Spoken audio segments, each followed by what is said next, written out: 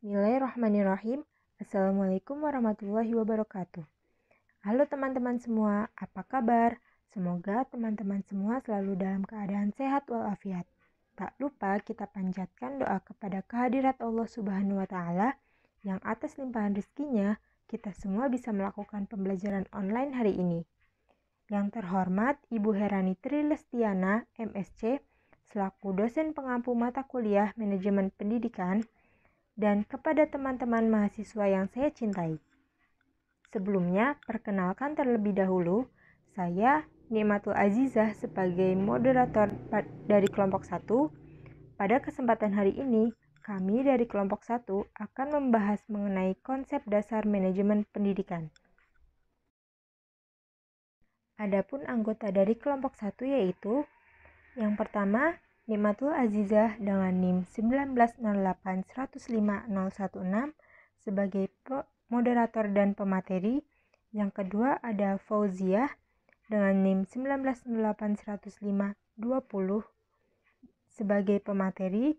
Yang ketiga ada Nur Aidah dengan NIM 190815034 sebagai pemateri. Adapun materi yang akan kami bahas yaitu yang pertama, pengertian manajemen pendidikan. Yang kedua, prinsip-prinsip manajemen pendidikan. Yang ketiga, fungsi-fungsi manajemen pendidikan. Dan yang terakhir, ruang lingkup manajemen pendidikan. Untuk itu, mari kita bahas materi satu persatu. Kepada pemateri, saya persilahkan. Bismillahirrahmanirrahim, saya Fauzia. Untuk pembahasan yang pertama yaitu ada pengertian manajemen pendidikan. Nah, untuk yang pertama saya akan menjelaskan pengertian manajemen terlebih dahulu. Manajemen berasal dari bahasa Latin, dari kata manus yang artinya tangan dan agere yang berarti melakukan.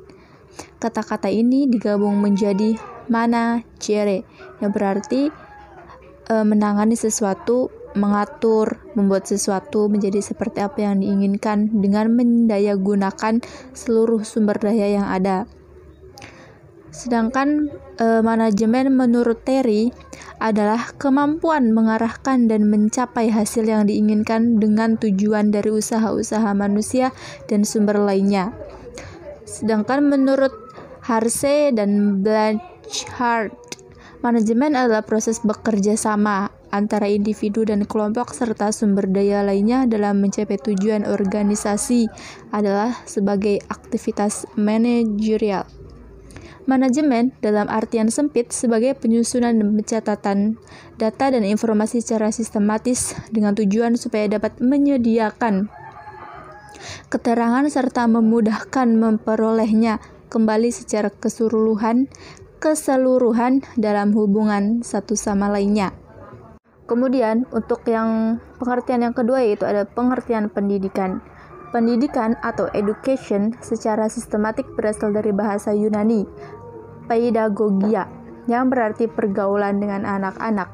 Pedagogios adalah seorang nelayan atau bujang dalam zaman Yunani kuno yang pekerjaannya menjemput dan mengantar anak-anak ke dan dari sekolah. Selain itu, di rumahnya anak tersebut selalu dalam pengawasan dan penjagaan para pedagogos.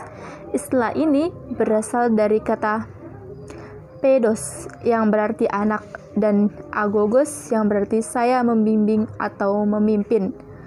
Menurut Langfeld, pendidikan adalah setiap usaha, pengaruh, perlindungan, dan bantuan yang diberikan kepada anak tertuju kepada pendewasaan anak itu, atau lebih tepat membantu anak agar cukup cakap melaksanakan tugas hidupnya sendiri. Pengaruh ini datangnya dari orang dewasa dan ditujukan kepada orang yang belum dewasa.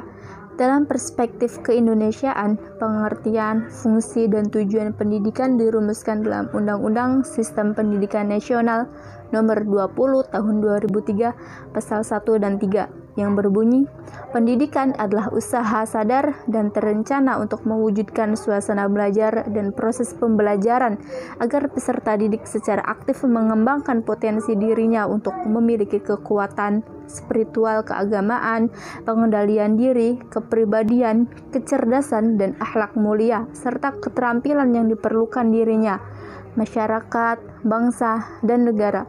Pendidikan nasional berfungsi mengembangkan kemampuan dan membentuk watak serta peradaban bangsa yang bermartabat dalam rangka mencerdaskan kehidupan bangsa, bertujuan untuk berkembangnya potensi peserta didik agar menjadi manusia yang beriman dan bertakwa kepada Tuhan Yang Maha Esa, berakhlak mulia, sehat, berilmu, cakap, kreatif, mandiri, dan menjadi warga negara yang demokratis serta tanggung jawab. Nah, kita telah sampai kepada pengertian manajemen pendidikan. Istilah manajemen mempunyai konotasi dengan kata pengelolaan maupun administrasi. Kata pengelolaan merupakan dari manajemen dalam bahasa Inggris, tetapi secara substantif belum mewakili, sehingga kata manajemen dibakukan dalam bahasa Indonesia menjadi manajemen. Manajemen pendidikan menurut Purwanto adalah semua kegiatan sekolah dari yang meliputi usaha-usaha besar seperti mengenai perumusan polisi, mengarahkan usaha-usaha besar, koordinasi, konsultasi, korespondensi, kontrol perlengkapan, dan seterusnya, sampai kepada usaha-usaha kecil dan sederhana, seperti menjaga sekolah dan sebagainya. Sedangkan manajemen pendidikan menurut Usman adalah seni dan ilmu pengelolaan sumber daya pendidikan untuk mewujudkan suasana belajar dan proses pembelajaran agar peserta didik secara aktif mengembangkan potensi dirinya untuk memiliki kekuatan spiritual, keagamaan, pengendalian diri, kepribadian, kecerdasan, dan akhlak mulia. Masyarakat, bangsa, dan negara. Kemudian menurut Mulyasa, mengemukakan manajemen pendidikan adalah proses untuk mencapai tujuan pendidikan yang telah ditetapkan baik jangka pendek, jangka menengah, maupun jangka panjang. Dari pendapat ahli di atas atau yang tadi, yaitu ada menurut pendapat Purwanto, kemudian ada menurut Usman dan Mulyasa, dapat disimpulkan bahwa manajemen pendidikan adalah suatu kegiatan atau rangkaian kegiatan yang berupa proses pengelolaan usaha kerja sama sekelompok manusia yang tergabung dalam organisasi pendidikan untuk mencapai tujuan pendidikan yang telah ditetapkan sebelumnya dengan memanfaatkan sumber daya yang ada dan menggunakan fungsi-fungsi manajemen agar tercapainya tujuan secara efektif dan efisien. Berdasarkan pemahaman tersebut,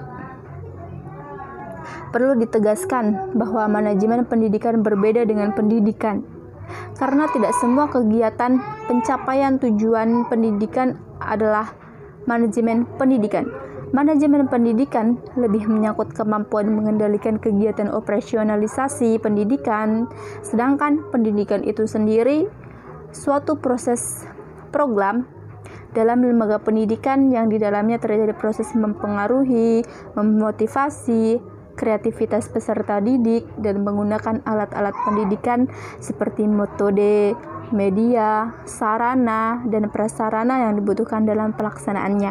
Sekian dari saya. Untuk pembahasan selanjutnya akan dijelaskan oleh Nur Azizah, Ni'matul Azizah. Terima kasih. Prinsip-prinsip manajemen pendidikan. Sebelum membahas prinsip-prinsip manajemen pendidikan, saya akan sedikit membahas tentang prinsip-prinsip pengelolaan dalam manajemen menurut Hikmat. Ada 5 prinsip. Yang pertama yaitu prinsip efisiensi dan efektivitas. Artinya, suatu kegiatan dikatakan efisien dan efektif apabila tujuan dapat dicapai secara optimal dengan penggunaan sumber daya yang minimal, dan tujuan dapat diperoleh sesuai dengan apa yang diharapkan. Kemudian yang kedua, prinsip pengelolaan.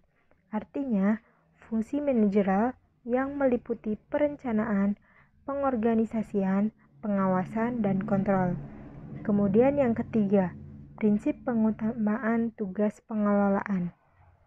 Artinya, tanggung jawab ke dalam maupun keluar organisasi secara sinergis harus diarahkan pada tujuan yang ditargetkan. Kemudian yang keempat, prinsip kepemimpinan efektif. Artinya, seorang pemimpin itu harus bisa mengembangkan hubungan baik dengan semua anggotanya dan pandai merealisasikan human relationship. Kemudian yang kelima, prinsip kerjasama.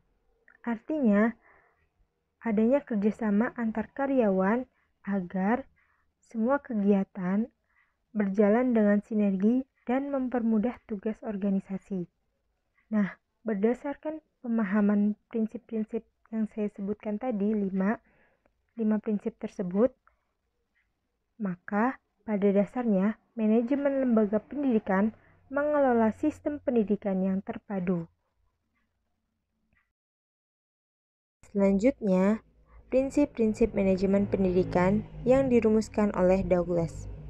Terdapat 5 prinsip-prinsip manajemen pendidikan yang dirumuskan oleh Douglas. Yang pertama, memprioritaskan tujuan di atas kepentingan pribadi dan kepentingan mekanisme kerja. Artinya, tujuan dari suatu organisasi merupakan titik akhir yang berkedudukan penting. Maka, tujuan itu harus disadari serta dihayati oleh pelaksananya. Kemudian yang kedua, mengkoordinasikan wewenang dan tanggung jawab. Apabila kita ingin melihat hasil tanggung jawab seseorang terhadap pekerjaannya, maka seseorang tersebut harus diberikan wewenang dan kesempatan yang sesuai dengan tanggung jawab yang diberikannya dalam tempat pekerjaannya. Kemudian yang ketiga, memberikan tanggung jawab pada personil sekolah, hendaknya sesuai dengan sifat dan kemampuannya. Artinya, apabila kita menempatkan seseorang itu harus sesuai dengan bakat-bakatnya, latihan-latihan yang pernah dia peroleh, dan pengalaman-pengalaman yang pernah dialaminya. Kemudian yang keempat, mengenal secara baik faktor-faktor psikologis manusia. Artinya, agar seorang pemimpin tidak mengalami kesulitan di masa mendatang, atau kesalahan yang serius di masa mendatang, maka faktor-faktor psikologis manusia itu harus dipahami dengan benar. Kemudian yang kelima, relativitas nilai-nilai. Artinya, suatu kondisi atau keadaan yang selalu berhubungan dengan faktor-faktor lain. Nah, dalam pelaksanaan kegiatan manajemen, nilai-nilai yang ada pada suatu prinsip itu tergantung atau berhubungan dengan nilai-nilai prinsip lainnya. Nah, berdasarkan 5 prinsip manajemen pendidikan yang sudah saya sebutkan tadi, maka dapat disimpulkan bahwa manajemen dalam ilmu dan praktiknya itu harus memperhatikan tujuan, orang-orang, tugas-tugas, dan nilai-nilai. Tujuan dirumuskan sesuai dengan arahan organisasi, tuntunan zaman, dan nilai-nilai yang berlaku. Nah, tujuan dari suatu organisasi juga dapat dijabarkan dalam bentuk visi, misi, dan sasaran-sasarannya. Baik, saya Nur Aida akan melanjutkan menjelaskan materi selanjutnya, yaitu tentang fungsi-fungsi manajemen pendidikan. Tokoh manajemen, mereka berbeda pendapat dalam menentukan fungsi atau bagian apa saja yang harus ada dalam manajemen. Nah, selain itu juga istilah yang digunakan oleh mereka berbeda-beda.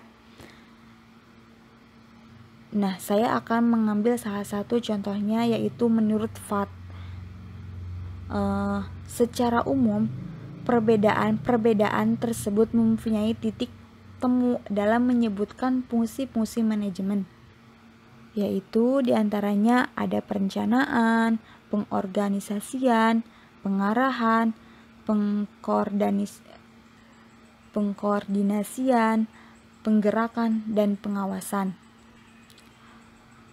Nah, yang pertama kan perencanaan. Fungsi perencanaan dalam manajemen pendidikan ialah sebagai pedoman pelaksanaan dan pengendalian untuk menentukan strategi pelaksanaan kegiatan, menentukan tujuan atau kerangka tindakan untuk mencapai tujuan tertentu. Nah, untuk menentukan suatu rencana harus dilakukan secara matang dengan melakukan kajian yang secara sistematis sesuai dengan kondisi organisasi dan kemampuan sumber daya dengan tetap mengacu pada visi dan misi organisasi tersebut. Dalam perencanaan yang harus diperhatikan ialah bagaimana menetapkan tentang apa yang harus dikerjakan, kapan dan bagaimana melakukannya, membatasi sasaran dan menetapkan pelaksanaan kerja untuk mencapai efektivitas maksimum melalui proses penentuan target, mengembangkan alternatif rencana, mempersiapkan dan mengkomunikasikan rencana-rencana dan keputusan. Jadi intinya perencanaan merupakan proses menentukan apa yang harus dicapai dan bagaimana mewujudkannya dalam kenyataan. Adapun langkah-langkah dalam perencanaan, yang pertama yaitu menentukan dan merumuskan tujuan yang hendak dicapai. Yang kedua, meneliti masalah atau pekerjaan yang akan dilakukan. Yang ketiga, mengumpulkan data atau informasi-informasi yang diperlukan. Yang keempat, menentukan tahap-tahap atau rangkaian tindakan. Yang kelima, merumuskan bagaimana masalah-masalah itu akan dipecahkan dan bagaimana pekerjaan itu akan diselesaikan. Adapun syarat-syarat dalam perencanaan. Yang pertama, perencanaan harus didasarkan pada tujuan yang jelas. Yang kedua, bersifat sederhana, realitas dan praktis. Yang ketiga, terinci, memuat segala uraian serta klarifikasi kegiatan dan rangkaian tindakan sehingga mudah dipedomani dan dijelaskan. Yang keempat, memiliki fleksibilitas sehingga mudah disesuaikan dengan kebutuhan serta kondisi dan situasi sewaktu-waktu. Yang kelima, terdapat perimbangan antara bermacam-macam bidang yang akan digarap dalam perencanaan itu menurut urgensi masing-masing. Yang keenam, diusahakan adanya penghematan biaya, tenaga, waktu, serta kemungkinan penggunaan sumber-sumber daya dan dana yang tersedia dengan sewaktu-waktu. Yang ketujuh, diusahakan agar sedapat mungkin tidak terjadi adanya duplikasi pelaksanaan. Yang kedua, yang selanjutnya ya ada pengorganisasian. Fungsi pengorganisasian dalam manajemen pendidikan ialah sebagai kegiatan membagi tugas kepada orang-orang yang terlibat dalam kerjasama untuk memudahkan pelaksanaan kerja. Yang ketiga ada pengarahan. Nah, pengarahan biasanya itu dilakukan oleh seorang pemimpin yang ada di organisasi atau yang sedang bekerja sama dalam suatu manajemen. Nah, intinya tuh pemimpin mengarahkan orang-orang yang terlibat dalam kerjasama tentang semua pekerjaan yang harus diselesaikan atau yang harus dikerjakan itu. Adapun langkah-langkahnya, yang pertama, pengenalan atau orientasi pekerjaan kepada staf sehingga pekerjaan bisa efektif dan efisien. Yang kedua, perintah untuk mengerjakan dan menyelesaikan dengan baik dan tuntas. Yang ketiga, menjelaskan tentang sanksi dan konsekuensi kerja. Yang keempat, pengarahan sumber daya manusia. Yang kelima, peneguhan komitmen bersama. Yang keenam, penegasan loyalitas terhadap organisasi. Yang ketujuh, penyadaran akan eksistensi organisasi. Yang kedelapan, simulasi kerja. Yang kesembilan, simulasi kompetensi sumber daya manusia. Yang kesepuluh, pengukuhan sebagai sumber daya manusia dalam organisasi. Nah, yang selanjutnya ada pengkoordinasian. Nah, dalam pengkoordinasian berarti itu sebagai tindakan pemimpin dalam organisasi untuk mengatur, menyatukan dan menselarasikan kepentingan yang ada dan terjadi dalam proses kerjasama antar anggota. Nah, dengan demikian berarti dalam koordinasi ini terjadi interaksi antara pemimpin dan anggotanya. Pemimpin memiliki informasi yang harus dikomunikasikan kepada anggota. Anggota memiliki informasi yang harus disampaikan kepada pemimpin. Serta alur pindah informasi secara horizontal. Yang kelima itu ada penggerakan. Nah, untuk penggerakan dalam manajemen pendidikan itu sebagai hubungan antara aspek-aspek individual yang ditumbuhkan oleh adanya hubungan terhadap bawahan untuk dapat mengerti dan memahami bagaimana pekerjaannya efektif dan efisien. Bahkan penggerakan ini ialah bagian yang sangat penting dalam proses manajemen. Karena penggerakan adalah intisari manajemen. Karena penggerakan itu dianggap sebagai intisari dalam manajemen karena secara khusus berhubungan dengan orang-orang. Yang keenam, yang selanjutnya itu ada pengawasan. Nah, pengawasan dalam manajemen pendidikan berarti upaya pemimpin untuk mendeteksi, memantau, dan mengetahui sendiri mungkin mengenai pelaksanaan kegiatan. Nah, menurut Ahmad Salmet merincikan ada beberapa tahap dalam pengawasan, diantaranya penetapan standar kegiatan, menentukan parameter kegiatan, pengukuran pelaksanaan kegiatan, pembandingan pelaksanaan kegiatan dengan standar, analisis penyimpangan, pengembalian tindakan korektif jika diperlukan. Yang selanjutnya ada ruang lingkup manajemen pendidikan. Menurut Fad, manajemen pendidikan pada dasarnya ialah alat untuk mencapai tujuan pendidikan melalui pengolahan bidang-bidang pendidikan. Sedangkan menurut Baharudin, ruang lingkup manajemen pendidikan meliput di antaranya ada manajemen kurikulum. Kurikulum ialah seperangkat rencana dan pengaturan mengenai tujuan, isi, dan bahan-bahan pelajaran yang digunakan sebagai pedoman penyelenggaraan kegiatan pembelajaran dalam mencapai tujuan pendidikan secara efektif dan efisien. Kegiatan manajemen kurikulum yang terpenting ialah kegiatan yang erat kegiatannya dengan tugas guru dan kegiatan yang erat kaitannya dengan proses pembelajaran serta pengajaran. Yang kedua ada manajemen personalia. Nah, untuk manajemen personalia ialah serangkaian proses kerjasama melalui mulai dari perencanaan, pengorganisasian, penggerakan, dan pengawasan.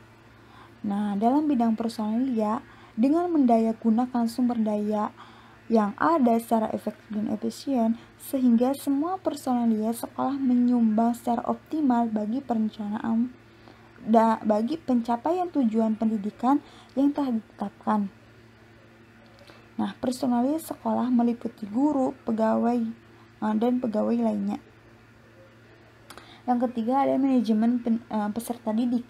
Nah, untuk manajemen peserta didik ialah upaya untuk penataan peserta didik mulai dari masuk sampai mereka lulus sekolah dengan cara memberikan layanan sebaik mungkin pada peserta didik.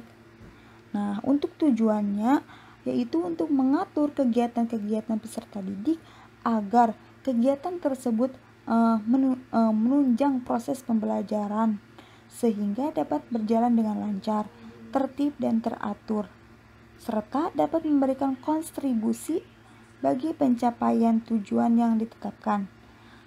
Sedangkan untuk fungsinya sebagai wahana bagi peserta didik untuk mengembangkan diri seoptimal mungkin, baik dari segi individualitas, sosial, aspirasi, kebutuhan, dan potensinya.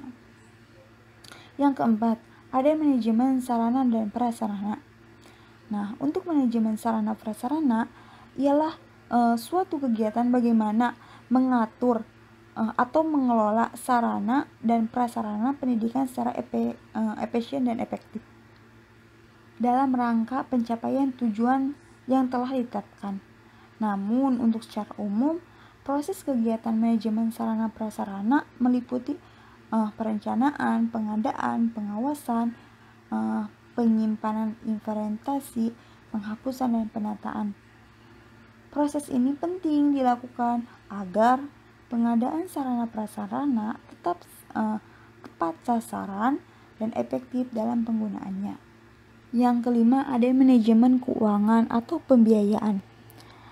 Manajemen keuangan atau pembiayaan ialah serangkaian kegiatan perencanaan, melaksanakan dan mengevaluasi serta mempertanggungjawabkan pengelolaan dana secara transparan kepada masyarakat atau pemerintah.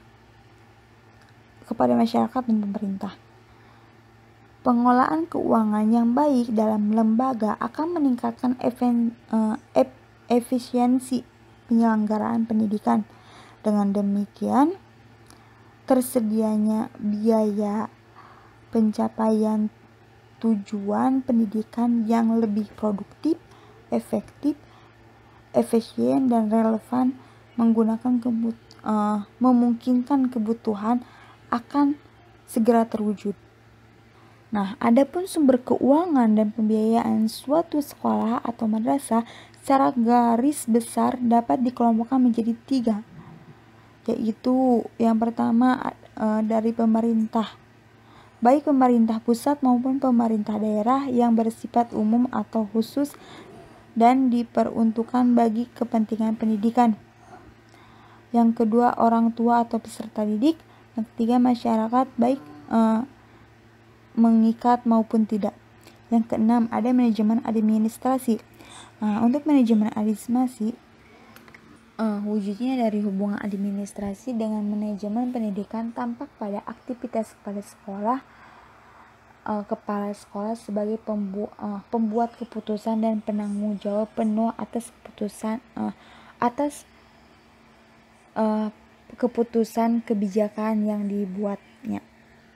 Menurut Purwoto, mengklarifikasikan administrasi pendidikan ke dalam beberapa bagian, diantaranya ada administrasi tata laksana sekolah, administrasi personalia guru dan pegawai sekolah, administrasi peserta didik, administrasi survei pengajaran, administrasi pelaksanaan dan pembinaan kurikulum, administrasi pendirian dan perencanaan infrastruktur sekolah, dan hubungan sekolah dengan masyarakat. Yang ketujuh, ada manajemen humas. Humas merupakan fungsi manajemen yang diadakan untuk menilai dan menyiapkan sikap-sikap publik dan menyimpulkan sikap-sikap publik, menyesuaikan prosedur instansi atau organisasi untuk mendapatkan pengertian dan dukungan masyarakat. Kegiatan kehumasan di sekolah tidak hanya untuk menginformasikan fakta-fakta tertentu dari sekolah, melainkan juga harus mengemukakan beberapa hal, mengemukakan beberapa hal diantaranya. Ini tuh menurut Baharudin ya. Yang pertama, melaporkan tentang pikiran-pikiran yang berkembang dalam masyarakat tentang masalah pendidikan. Yang kedua, membantu kepala sekolah bagaimana usaha untuk memperoleh bantuan dan kerjasama. Yang ketiga, menyusun rencana bagaimana cara memperoleh bantuan. Yang keempat, membantu pemimpin karena tugas-tugasnya tidak dapat langsung memberikan informasi kepada masyarakat atau pihak yang memerlukannya. Nah, untuk melakukan tugas-tugas itu berarti humas harus memerhatikan asas-asasnya, diantaranya bersifat objektif dan resmi. Jadi informasi yang dikeluarkan tidak boleh bertentangan dengan kebijakan yang dijalankan. Yang kedua, organisasi yang tertib dan disiplin. Humas akan berfungsi bila mana tugas-tugas organisasi berjalan lancar dan efektif, serta memiliki hubungan keluar dan ke dalam yang efektif pula. Yang ketiga, informasi harus bersifat mendorong timbulnya keinginan untuk ikut berpartisipasi atau ikut memberikan dukungan secara wujud pada masyarakat. Yang keempat, konstituitas. Informasi humas harus berusaha agar masyarakat memperoleh informasi secara kontinu sesuai dengan kebutuhan. Yang kelima, respon yang timbul dari kalangan masyarakat merupakan umpan balik dari informasi yang disampaikan, harus mendapat perhatian sepenuhnya. Yang kedelapan, ada manajemen layanan khusus. Nah, manajemen layanan khusus adalah suatu usaha yang tidak secara langsung berkenaan dengan proses belajar mengajar di kelas, tetapi secara khusus diberikan oleh pihak sekolah kepada para siswanya agar mereka lebih optimal dalam melakukan proses belajar. Ini tuh menurut Asmedri. Sekian penjelasan dari saya. Terima kasih. Mohon maaf apabila kurangan. Terima kasih kepada pemateri yang sudah memaparkan materi tentang konsep dasar manajemen pendidikan. Mohon maaf apabila ada kesalahan dan kekurangan. Wabillahi taufiq wal hidayah. Wassalamualaikum warahmatullahi wabarakatuh.